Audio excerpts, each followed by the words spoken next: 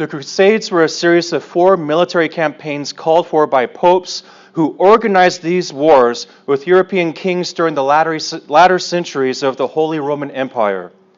The main intention was to regain Jerusalem and the rest of the Palestinian province, also known as the Holy Land, along with the other territories which the Islamic army had taken in their conquests. Islam had been waging war and taking dominion of Europe, Western Asia, Northern Africa, and the Middle East since the 7th century. By the end of the first millennium, nearly half of the known world at the time was under Islamic military occupation.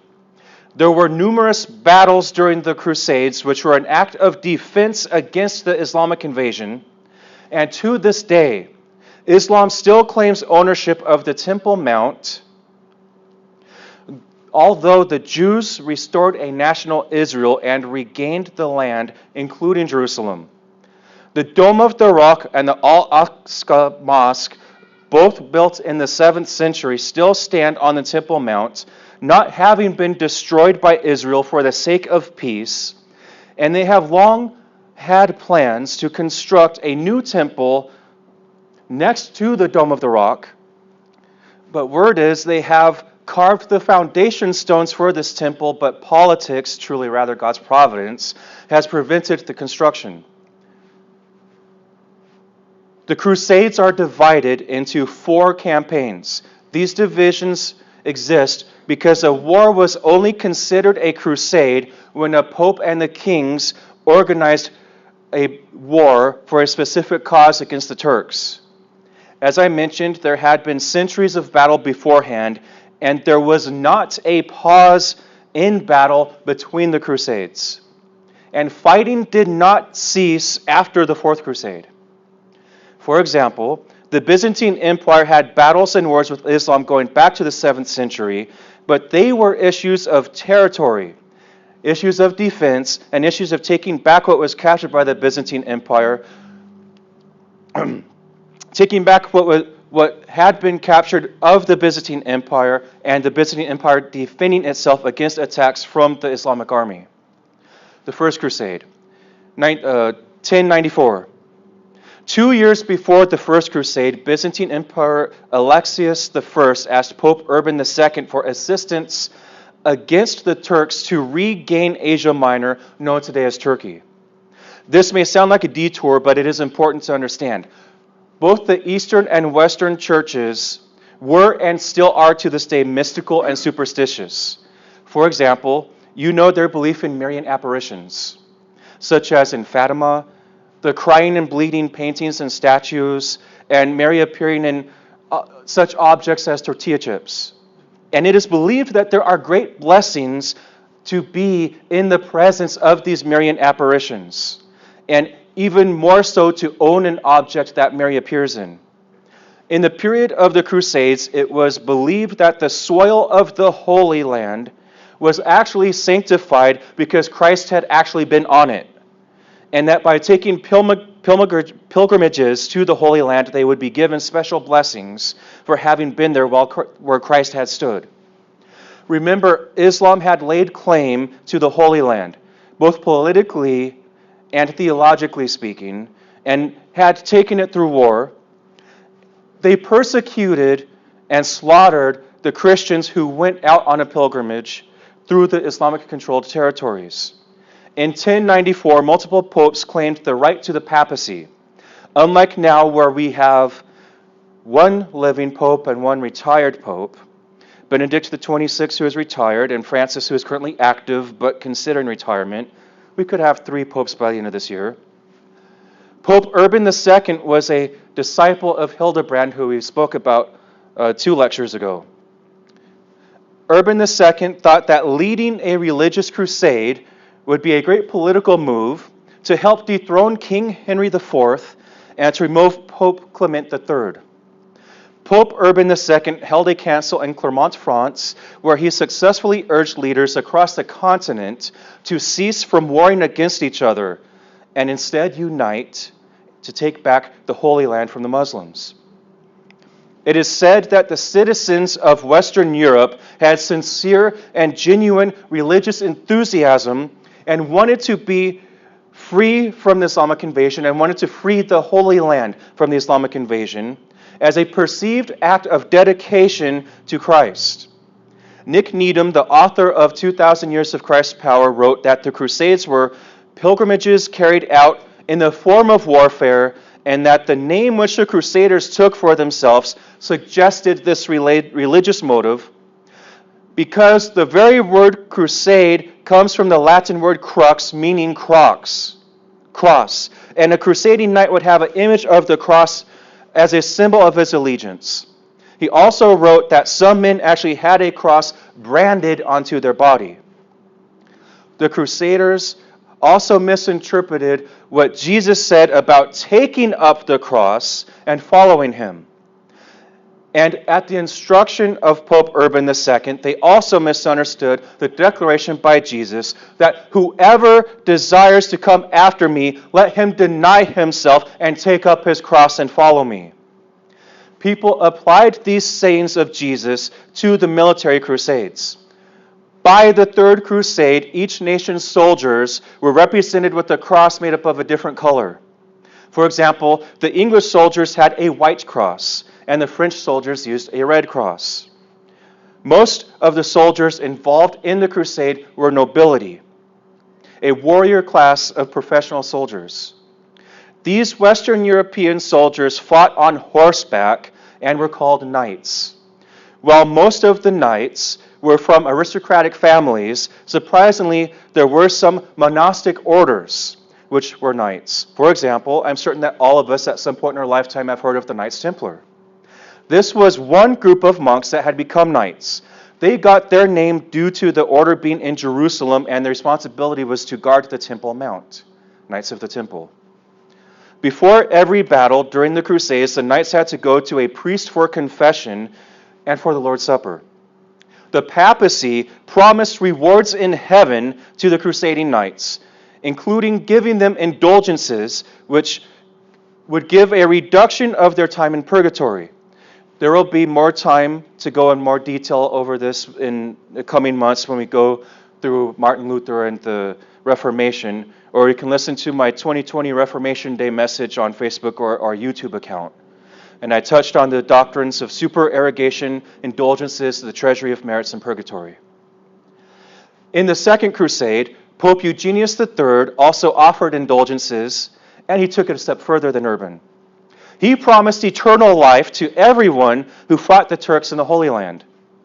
And if that was not manipulative enough, during the Third Crusade, indulgences were vicarious, having been promised to cover all sin for people who purchased a knight to fight on their behalf. Shortly before the First Crusade, a French monk named Peter the Hermit claimed that he had direct revelation from God, and he preached to encourage people to take back the Holy Land. Peter the Hermit is recognized as having been a very successful preacher. It is said that when he preached, people lamented over their sins and sought repentance.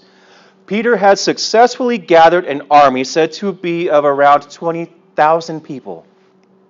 However, none of them were knights, none of them were trained soldiers, and these people had been whipped into an emotional frenzy, and they marched towards Palestine.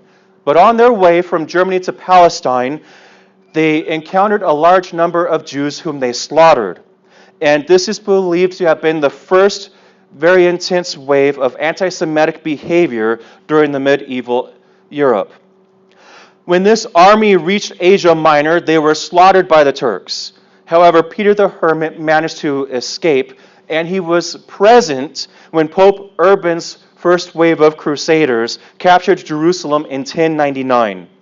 It is believed the group of armies for the First Crusade, which gathered in Constantinople during the winter and spring of 1096 to 1097, could have exceeded 300,000 men.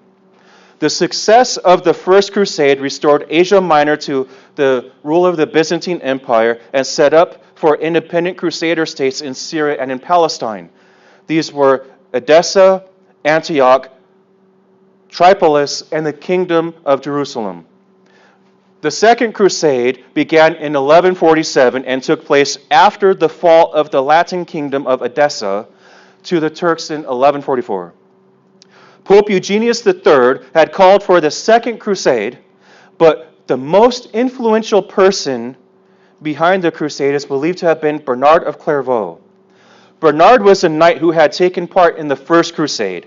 Bernard was one of 6 sons, but the only one of these children who was not trained to be a knight. Bernard was actually trained to be a priest, and he was sent to a theological college where he was educated in logic, grammar, rhetoric, and of course the scriptures. But Bernard also claimed to have experienced a Marian apparition at which Christ as a child was present with Mary. This experience is said to have been the penultimate experience which impacted the rest of his life. However, he did not take religion seriously until about the age of 22, when he decided to become a monk and pursue righteousness. Bernard had joined a branch of the Benedictine monk order. As a matter of fact, Bernard was actually a disciple of St. Augustine and wrote multiple books, including a hymnal. It is believed that Bernard perhaps had more influence than anyone else in his time to promote Marian adoration. And he also taught that Mary was a co-intercessor with Christ. In spite of these Marian heresies, at least he opposed the view that Mary was born without a sin nature, known as the Immaculate Conception, a heresy which eventually did become Catholic dogma.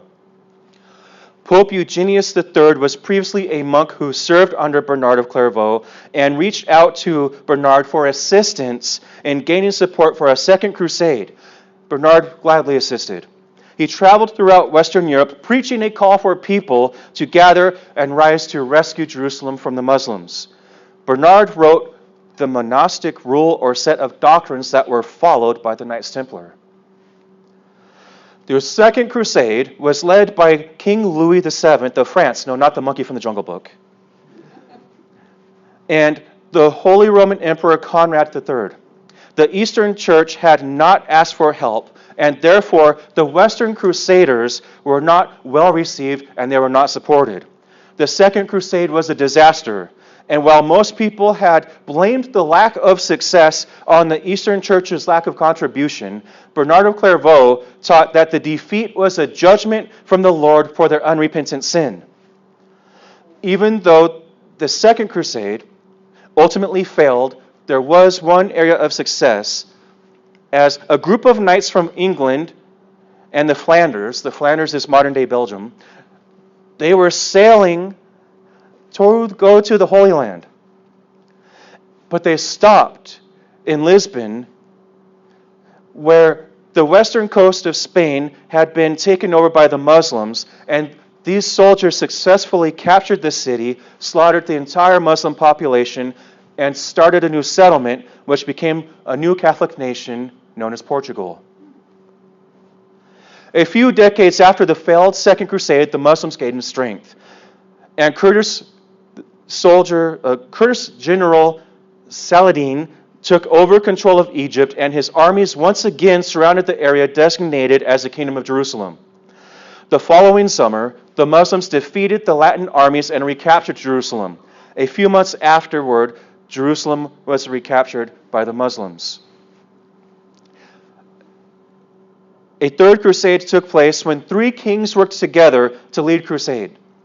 King Philip, Augustus of France, the Emperor of the Holy Roman Empire, Frederick Barbarossa, and King Richard I of England, also known as King Richard the Lionheart.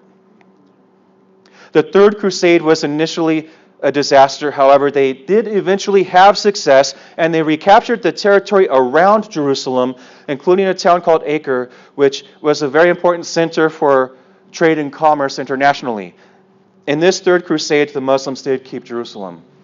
Roughly a decade later, Pope Innocent III proclaimed the beginning of the Fourth Crusade, which had an entirely French army.